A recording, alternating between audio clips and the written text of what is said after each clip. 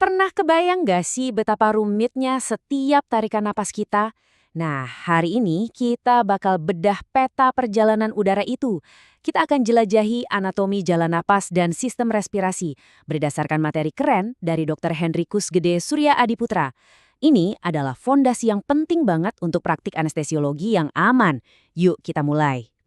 Kutipan ini langsung nunjukin taruhannya gede banget. Ini bukan cuma sekedar teori loh. Ini adalah pengetahuan yang jadi pembeda antara berhasil atau gagal, apalagi pas situasinya kritis, dan setiap detik itu berharga. Pemahaman ini secara harfiah bisa menyelamatkan nyawa. Oke, anggap aja ini peta perjalanan kita hari ini ya. Kita bakal ikutin alur udara, mulai dari gerbang masuknya di hidung dan mulut. Terus ngelewatin penjaga gerbang yang super penting di laring, sampai akhirnya tiba di jutaan kantung udara kecil di paru-paru.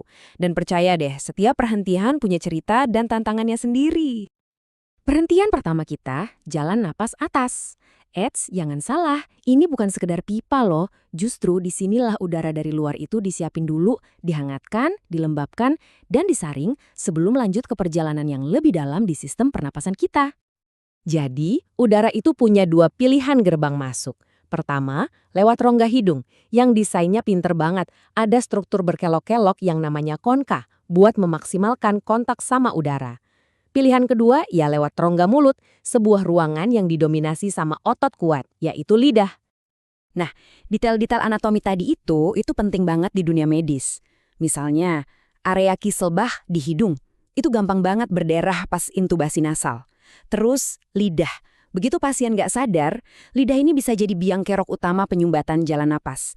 Dan gigi, wah ini wajib dicek buat mencegah aspirasi yang bisa bahaya banget. Oke, setelah lewat pintu masuk, kita sampai di faring. Anggap aja ini kayak lorong penghubung antara rongga hidung dan mulut ke laring dan esofagus. Faring ini dibagi jadi 3 area. Ada nasofaring di bagian atas, orofaring di tengah, dan laringofaring di bagian bawah. Kalau kita lihat dari kacamata seorang ahli anestesi, area ini, khususnya orofaring, itu panggung utamanya.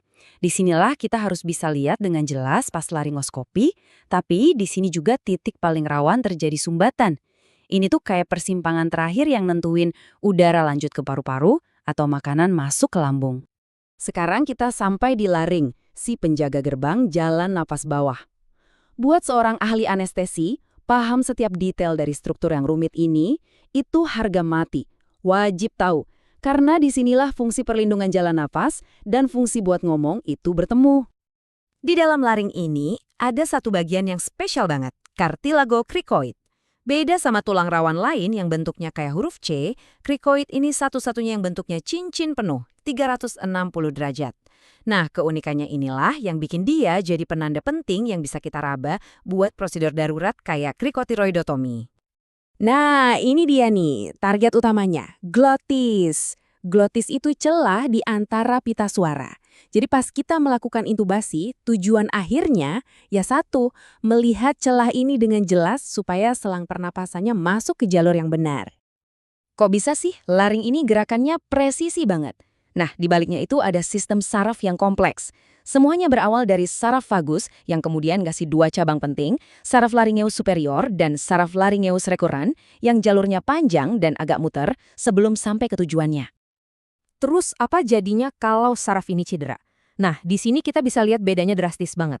Kalau cuma satu sisi yang kena, paling hasilnya suara jadi serak. Tapi, kalau dua-duanya kena, kedua pita suara bisa lumpuh dalam posisi nutup. Hasilnya, sumbatan jalan napas parah yang bisa mengancam nyawa. Oke, setelah berhasil lolos dari penjaga gerbang tadi, perjalanan udara kita lanjut ke jalan napas bawah. Dimulai dari trakea, yang jadi jalan tol utama menuju paru-paru. Gimana caranya trakea ini bisa tetap kebuka? Rahasianya ada di cincin tulang rawan berbentuk C ini. Di ujung trakea ada percabangan yang namanya karina. Nah, area ini super sensitif. Kena senggol sedikit aja sama ujung selang napas bisa langsung memicu refleks batuk yang kencang banget. Setelah karina, jalurnya kebagi 2, tapi desainnya beda banget loh. Bronkus utama yang kanan itu lebih pendek, lebih lebar, dan arahnya lebih lurus ke bawah. Sebaliknya, yang kiri itu lebih panjang, lebih sempit, dan sudutnya lebih belok. Perbedaan desain ini ternyata ngaruh banget di praktek. Karena bentuknya yang lebih lurus dan lebar, selang napas yang kedorong terlalu dalam atau benda asing yang keselek itu jauh lebih sering nyasar masuknya ke paru-paru kanan. Akhirnya, setelah perjalanan yang panjang, kita sampai di tujuan akhir, jutaan alveoli. Disinilah keajaibannya terjadi. Di dalam kantung-kantung super kecil ini, oksigen yang kita hirup itu nyebrang lewat membran tipis banget buat masuk ke darah. Sementara karbon dioksida dibuang keluar. Ini kan intinya kehidupan. Oke, sekarang kita geser sedikit ke topik yang nggak kalah penting, jalan napas pada anak-anak. Dan ini harus kita ingat baik-baik. Anak-anak itu bukan orang dewasa versi mini. Anatomi mereka punya tantangan yang sangat-sangat unik. Jadi pertanyaannya, kenapa sih ngurusin jalan napas anak itu beda banget sama dewasa? Nah, pertanyaan inilah yang jadi alasan utama kenapa kita harus belajar detail perbedaan anatomi mereka. Tabel ini ngerangkum semuanya. Laring anak itu posisinya lebih tinggi dan lebih ke depan. Ini bikin lebih susah dilihat. Epiglotisnya juga beda, bentuknya kayak huruf omega dan lemas, jadi gampang nutupin jalan. Bagian tersempitnya juga bukan di pita suara kayak dewasa, tapi di kartilago krikoid. Dan yang paling krusial, cadangan oksigen mereka jauh lebih sedikit. Artinya, kita cuma punya waktu sebentar banget sebelum kadar oksigennya anjlok. Oke, kita udah punya petanya. Terus gimana cara pakainya di lapangan biar lebih aman? Yuk kita sambungin semuanya. Pengetahuan anatomi ini bukan cuma buat dihafal, tapi buat nuntun setiap langkah kita.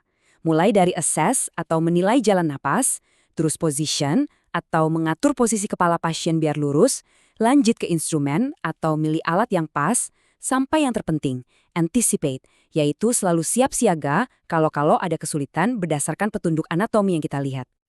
Nih, ada angka menarik, 2 ml per kilogram. Itu kira-kira volume dari ruang rugi anatomis. Maksudnya apa? Itu adalah bagian dari udara yang kita hirup, tapi sebenarnya nggak pernah ikut pertukaran gas. Udara yang cuma numpang lewat aja di pipa-pipa pernafasan. Ini bukti nyata gimana struktur anatomi itu ngaruh langsung ke efisiensi kerja tubuh kita.